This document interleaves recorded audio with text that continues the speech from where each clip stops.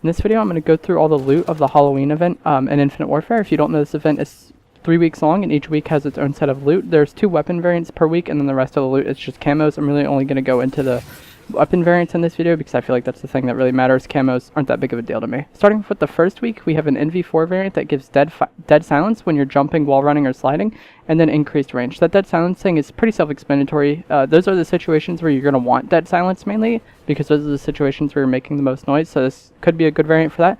But the increased range really isn't going to matter in most situations, because with the NV4, that increased range really just comes out to being the 2-meter increase. Your 4-hit range of non-silenced will go from 40 to 42 meters, and then your 4-hit range of the silenced NV4 will go from 30 to 32 meters. 2 meters would matter to me if the NV4 had less range, but already at 30 meters, that generally isn't a range that I'm going to be taking very many fights in, so I'm not going to pick a variant to make those fights slightly easier for myself. I would continue just to use the nuclear variant of the NV4 if I was going to use the NV4.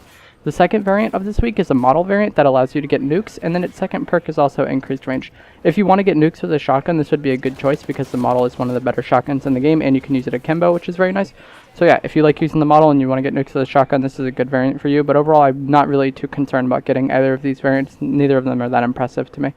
Next, in the second week, we have an RPR Evo variant that gives blast shield while crouch, sliding, or prone, and increased range. This is another variant that I really don't think has much value, because the increased range on this is only 5%, and 5% of a low number, the RPR Evo already has low range, so 5% of a low number is a low percent increase. And then blast shield while crouch, sliding, or prone is such a situational perk that I really don't think it's worth having. I guess if you're playing domination and, like, you know, nade is on the flag, you could just crouch to get it, but, like, I don't know. That wouldn't stop me from using the Ripper or one of the other RPR Evo variants that exists. The second variant for that week is a KBS longbow variant that seems to give some form of blind eye. This isn't a weapon perk that already existed in the game, so it seems, and the icon looks just like the blind eye icon, so I think it'll give some form of blind eye, and you'll probably have to be doing something to get that perk. Like most of the weapon variants that give perks, you have to do something to get that.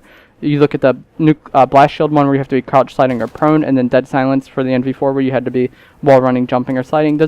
There's situations that you have to satisfy to get the perk, so there'll likely be something you have to do with this KBS longbow to get blind eye.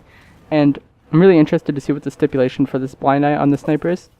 I imagine it would be like while aimed down sights, but I don't really know. And then the second perk for this is kickback, which makes it to where if you get a kill with the last few bullets in the mag, you refill the mag, I think.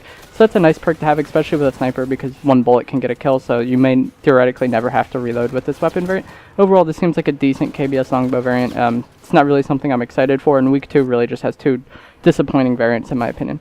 Week 3, the final week of this Halloween event, and likely the final week of Infinite Warfare's life cycle, you get a Stallion 44 with missed bullets have a chance to return to the ammo pool and faster reload when the mag is low.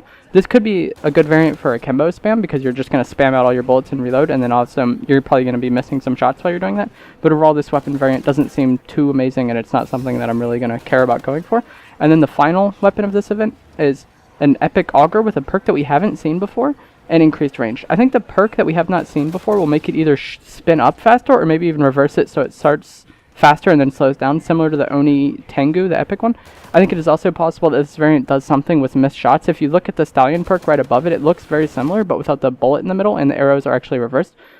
So I'm really interested in seeing what this auger does, this epic auger, and since it's an epic, the perk will be kind of unique. The first perk of all the epic weapons are kind of unique, so I'm really interested to see what this weapon does.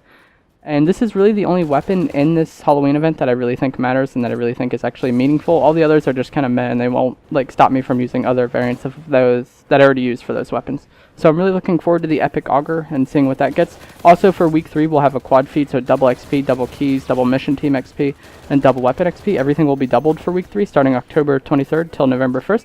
So that's pretty good, so you'll definitely be able to get that epic auger if you play during that time because it'll be really easy to get keys. Overall, this event doesn't really have many things, but it's a nice little something to create a little bit of excitement before World War II comes out. Like I said, it's really, the epic auger is really the only thing I want from this event.